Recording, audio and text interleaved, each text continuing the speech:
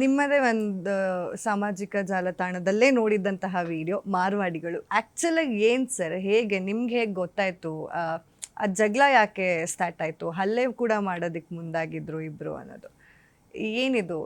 Actually ಅದು ಬಂದು Krishna Rao park ಅಂತ ಹೇಳಿ ಬಸವನಗುಡಿ ಹತ್ರ ನಾನು ನಮ್ಮ ಮನೆಯವರು ಏನೋ ಒಂದು ಖಾಸಗಿ ಇದ್ರ ವಿಚಾರ ಹೊರಗಡೆ ಬಂದಿರ್ತೀವಿ, ಏನೋ ತೊಗೋಬೇಕು ಅಂತ ಅಂದ್ಕೊಂಡು ಇಬ್ಬರೇ ಬಂದಿರಬೇಕಾದ್ರೆ ಹೋಗ್ತಾ ಇರ್ತೀವಿ. ಒಂದು 3:30-4 ಗಂಟೆ 4:15 ಆ ಸಮಯ ಅನ್ಕೋತೀನಿ ನಾನು. ಅಲ್ಲೇನಾಗಿದೆ ಅಂದರೆ 2 ಚಿಕ್ಕ ರೋಡ್ ಮಾಡಿಬಿಟ್ಟಿದ್ದಾರೆ. ಅದು 2 ಡಿವೈಡ್ ಮಾಡಿ ಮಧ್ಯದಲ್ಲಿ ಇದಾಕಿ ಚಿಕ್ಕ ರೋಡ್ಗಳು ಮಾಡಿಬಿಟ್ಟಿದ್ದಾರೆ. ನಾವು ಬಂದು ಅವರು ತಿಂಡಿ ತಿನ್ನಬೇಕು ಅಂತ ಅನ್ಸ, ಅಲ್ಲಿ ಸೌತ್ ತಿಂಡೀಸ್ ಅಂತ ಏನೋ ಹೋಟ್ಲಿದೆ, ಅಲ್ಲಿ ತಿಂಡಿ ತಿನ್ನಬೇಕು ಅಂತ ನಿಲ್ಲಿಸ್ರು. ಊಟ ಮಾಡೋರು ಏನಾರು ಹೊಟ್ಟೆಸ್ತಾ ಇದೆ ಅಂತಂದಾಗ ನಾನು ಗಾಡಿ ನಿಲ್ಸಕ್ಕೆ ಹೋಗ್ತೀನಿ. ಅಲ್ಲಿ ಬ್ಯಾರಿಕೇಡ್ಗಳನ್ನ ಹಾಕಿರ್ತಾನೆ, ಮತ್ತು ಜಾಗ ಖಾಲಿ ಇರ್ತದೆ. ಅದು ಅಂದರೆ ಫುಲ್ ಖಾಲಿ ಇರ್ತದೆ, ಬಟ್ ಬ್ಯಾರಿಕೇಡ್ಗಳು ಹಾಕಿರ್ತಾರೆ. ನಾನು ಕಾರು ಹೋದಾಗ ಒಬ್ಬರು ಸೆಕ್ಯೂರಿಟಿಯವರು ಇರ್ತಾರೆ ಅಲ್ಲಿ. ನಾನು ಕೇಳ್ತೀನಿ, ಬ್ಯಾರಿಕೇಡ್ ತೆಗೀರಿ, ಯಾಕೆ ಹಾಕಿದ್ದೀರಾ? ಕಾರ್ ಪಾರ್ಕ್ ರೋಡಲ್ಲಿ ಹಾಕೋದು ಬೇಡ, ಜಾಗ ಇದೆಯಲ್ಲ ಹಾಕೋಣ. ಇಲ್ಲ ಸರ್, ಇಲ್ಲೆಲ್ಲ ನಿಲ್ಸಂಗಿಲ್ಲ ಅಂತ ಹೇಳ್ತಾರೆ. ನಾನೇನು ಅನ್ಕೋತೀನಿ, ಯಾವುದೋ ಗೌರ್ಮೆಂಟ್ ಆಫೀಸ ಅಥವಾ ಏನೋ ಬೇರೆ ಇರಬೇಕು, ಅವ್ರ ವೆಹಿಕಲ್ಗಳಿಗೇನೋ ಮಾಡ್ಕೊಂಡಿರ್ಬೇಕು, ಇರ್ಬೋದೇನೋ, ಬೇಡ ಬಿಡಿ ಅಂತ ಹೇಳ್ಬಿಟ್ಟು ಗಾಡಿ ನಿಲ್ಲಿಸ್ಬಿಟ್ಟು ನಾವು ಹೋಗ್ತೀನಿ. ತಿಂಡಿ ತಿನ್ಕೊಂಡು ಹೊರಗಡೆ ಬರ್ತೀನಿ. ಬಂದು ನನ್ನ ಪಾಡು ಕಾರ್ ಹತ್ತೋ ಸಮಯದಲ್ಲಿ ಒಂದು ವೆಹಿಕಲ್ ಹೋಗಿ ನಿಂತ್ಕೊಂಡು ಹಿಂದ್ಗಡೆ ತುಂಬ ಜನ ಇಳಿತಾ ಇರ್ತಾರೆ.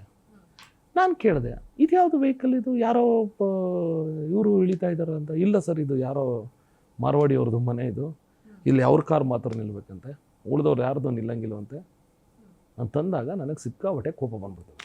ಅಂದರೆ ಮನೆಯವ್ರ ಪಾರ್ಕಿಂಗ್ ಅದ ಮನೆಯವ್ರದಲ್ಲ, ಅದು ಪಬ್ಲಿಕ್ ಪ್ಲೇಸ್, ಪಾರ್ಕಿಂಗ್ ಪ್ಲೇಸ್ ಬ್ಯಾರಿಕೇಡ್ಗಳಾಕಿ ತಮ್ಮ ಪರ್ಸ್ನಲ್ ಆಗಿ ಬಳಸ್ಕೊಂಡಿದ್ದಾರೆ.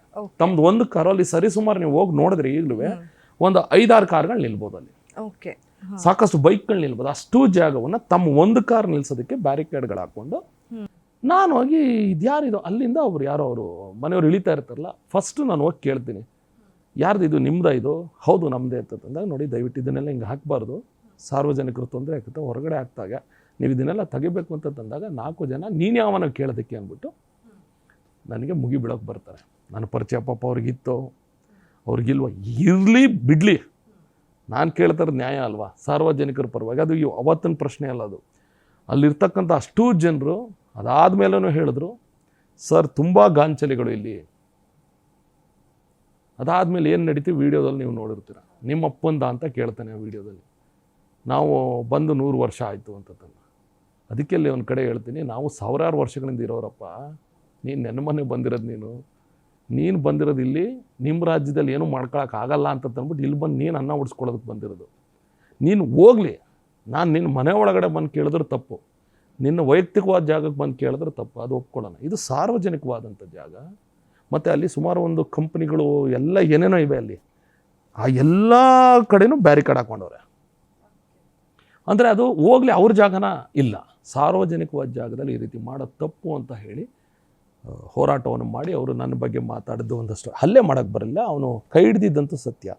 ಇವೆಲ್ಲ ಆದಮೇಲೆ ಅದು ವಿಡಿಯೋ ವೈರಲ್ ಆಯಿತು.